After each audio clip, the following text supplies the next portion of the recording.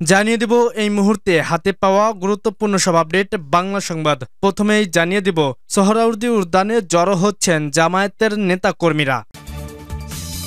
এরপর থাকছে জামায়াতের সমাবেশ নিয়ে গুরুতর প্রশ্ন তুললেন সাবেক শিবির নেতা। আরও জানিয়ে দেব খেলা বন্ধ হয়নি, আরেকটা গণ অভ্যুত্থানের প্রস্তুতি নেন বলছে নাহিদ। এরপর থাকছে শুধু নির্বাচনের জন্য এই আন্দোলন করেনি বলছে মুফতি রেজাউল করিম।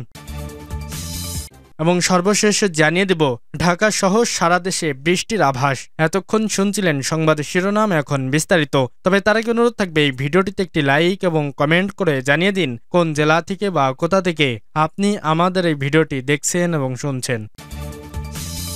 সোহরাওয়ার্দী উদ্যানে জড়ো হচ্ছেন জামায়াতের নেতাকর্মীরা। ৭ দফা দাবিতে রাজধানীর ঐতিহাসিক সোহরাওয়ার্দী উদ্যানে প্রথমবারের মতো একক সমাবেশ ডেকেছে বাংলাদেশ জামায়াতে ইসলামী। আজ শনিবার দুপুর ২টায় আনুষ্ঠানিকভাবে সমাবেশ শুরু হচ্ছে।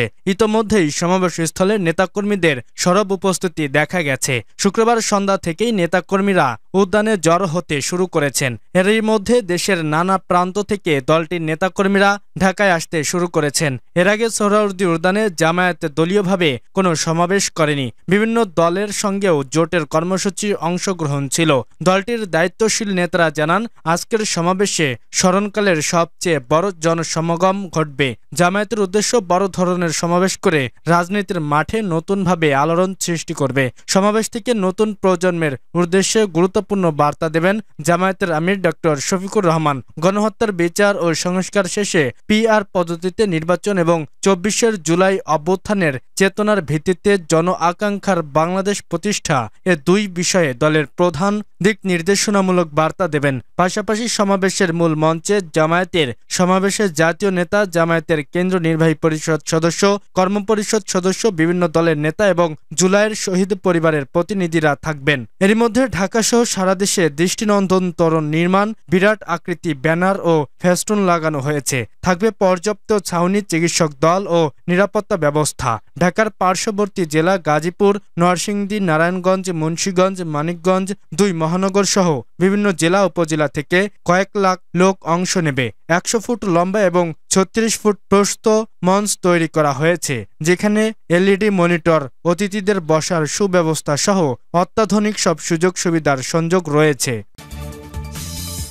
জামায়াতের সমাবেশ নিয়ে গুরুতর প্রশ্ন তুললেন সাবেক শিবির নেতা। রাজধানীর ঢাকায় জামায়াতে ইসলামের জাতীয় সমাবেশ নিয়ে গুরুতর কিছু প্রশ্ন তুলেছেন ঢাকা বিশ্ববিদ্যালয় ছাত্র শিবিরের সাবেক সাধারণ সম্পাদক শফিউর রহমান। শুক্রবার রাতে নিজের ফেসবুক আইডিতে এক পোস্টে এই প্রশ্নগুলো তোলেন তিনি। পোস্টে শফিউর রহমান লেখেন, বর্তমানে মোট ভোটার ±12 কোটি। জামায়াতের জনসমর্থন 15.25% হলে জামায়াতের মোট ভোটার 1.80 কোটি থেকে 3.0 কোটি।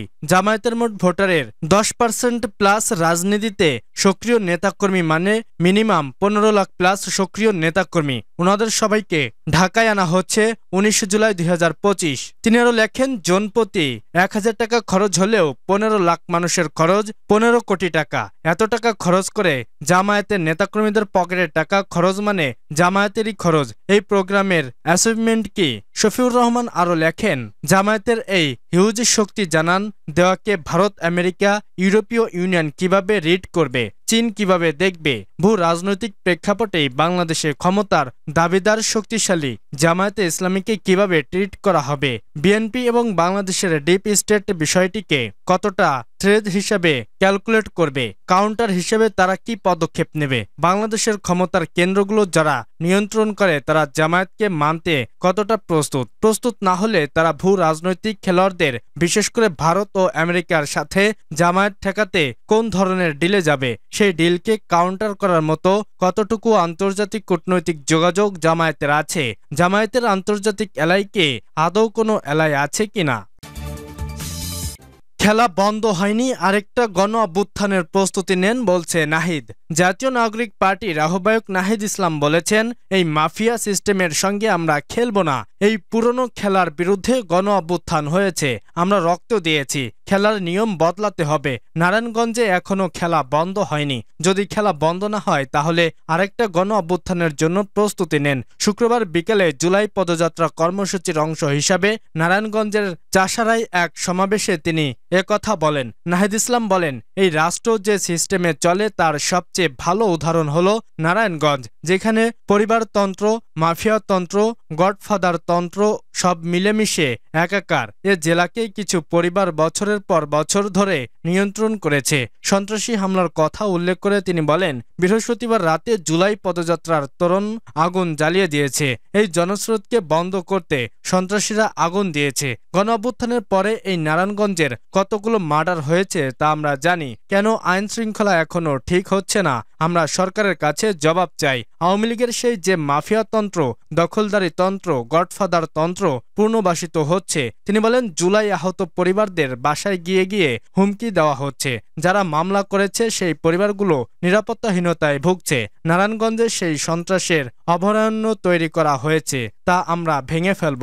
এ সময় আরও উপস্থিত ছিলেন এনসিপির সদস্য সচিব আক্তার হোসেন, উত্তর অঞ্চলের মুখ্য সংগঠক সার্জিস আলম, মুখ্য সমন্বয়ক নাসিরুদ্দিন পাটোয়ারি, সিনিয়র যুগ্ম সদস্য সচিব ডক্টর তাসনিম জারা ও সামান্তা শারমিন সহ দলের কেন্দ্রীয় নেতারা। শুধু নির্বাচনের জন্য এই আন্দোলন করেনি বলছে মুফতি রেজাউল করিম। ইসলামী আন্দোলন বাংলাদেশের আমির মুফতি সৈয়দ মোহাম্মদ রেজাউল করিম বলেছেন, গণ অভ্যুত্থান অনেক মানুষ নিহত ও আহত হয়েছে, তারা শুধু নির্বাচনের জন্য এই আন্দোলন করে নাই। তরুণ সমাজকে বলবো, চাঁদাবাজি, খুন, দুর্নীতির সহযোগী হবেন না। পিআর পদ্ধতির বিকল্প যদি কেউ চিন্তা করে তাহলে সে দেশ প্রেমিক হতে পারে না। শুক্রবার বাদ জুম্মা দলের জেলা ও মহানগর কমিটির আয়োজনে নগরীর ডিআইটি মসজিদের সামনে এক সমাবেশে তিনি এসব কথা বলেন। ইসলামী আন্দোলন বাংলাদেশের আমির বলেন, মানুষ এখন ইসলামী শাসন দেখতে চায়। আমি এখানে আসার পর অনেক হিন্দু ভাইরা আমাকে বলেছে, আগস্টের পর ওলামা ভাইরা আমাদের মন্দির পাহারা দিয়েছে। ঢাকার সমাবেশেও বিভিন্ন ধর্মের ভাইরা আমাদের সঙ্গে সংহতি জানিয়েছেন। সভায় বক্তব্য রাখেন ইসলামী আন্দোলনের বাংলাদেশের সিনিয়র যুগ্ম মহাসচিব গাজী আতাউর রহমান, মহানগর কমিটির সভাপতি মুফতি মাসুম বিল্লাহ প্রমুখ। ঢাকা সহ সারা দেশে বৃষ্টির আভাস। আজ ঢাকা সহ দেশের বিভিন্ন অঞ্চলে বৃষ্টি অথবা বজ্রবৃষ্টি হতে পারে বলে জানিয়েছে আবহাওয়া অধিদপ্তর। সেই সঙ্গে দিনের তাপমাত্রা সামান্য বৃদ্ধি পেতে পারে। শনিবার সকাল ৬টা থেকে পরবর্তী ২৪ ঘন্টার পূর্বাভাসে এ তথ্য জানানো হয়। এতে বলা হয়, ঢাকার আকাশ আজ অস্থায়ীভাবে মেঘলা থাকতে পারে, সেই সঙ্গে হতে পারে হালকা বৃষ্টি। এছাড়া দিনের তাপমাত্রা সামান্য বৃদ্ধি পেতে পারে। এ সময় পশ্চিম দক্ষিণ পশ্চিম দিক থেকে ঘন্টায় ১০ থেকে ১৫ কিলোমিটার বেগে বাতাস প্রবাহিত হতে পারে। এদিকে সকাল ৬টায় ঢাকায় তাপমাত্রা রেকর্ড করা হয়েছে ২৮.১ ডিগ্রি সেলসিয়াস। এ সময় বাতাসের আর্দ্রতার পরিমাণ ছিল ৯১%। গতকালের সর্বোচ্চ তাপমাত্রা ছিল ৩২ ডিগ্রি সেলসিয়াস। এদিকে সবশেষ সারা দেশের ২৪ ঘন্টার পূর্বাভাসে বলা হয়েছে, আজ রংপুর, ময়মনসিংহ, চট্টগ্রাম ও সিলেট বিভাগের অনেক জায়গায় এবং রাজশাহী, ঢাকা, খুলনা ও বরিশাল বিভাগের কিছু জায়গায় অস্থায়ীভাবে দমকা হাওয়া সহ হালকা থেকে মাঝারি ধরনের বৃষ্টি অথবা বজ্রবৃষ্টি হতে পারে। সেই সঙ্গে রংপুর, ময়মনসিংহ, চট্টগ্রাম ও সিলেট বিভাগের কোথাও কোথাও মাঝারি ধরনের ভারী থেকে ভারী বর্ষণ হতে পারে। সারা দেশে দিনের তাপমাত্রা সামান্য বৃদ্ধি পেতে পারে এবং রাতের তাপমাত্রা প্রায় অপরিবর্তিত থাকতে পারে বলে জানিয়েছে আবহাওয়া অফিস।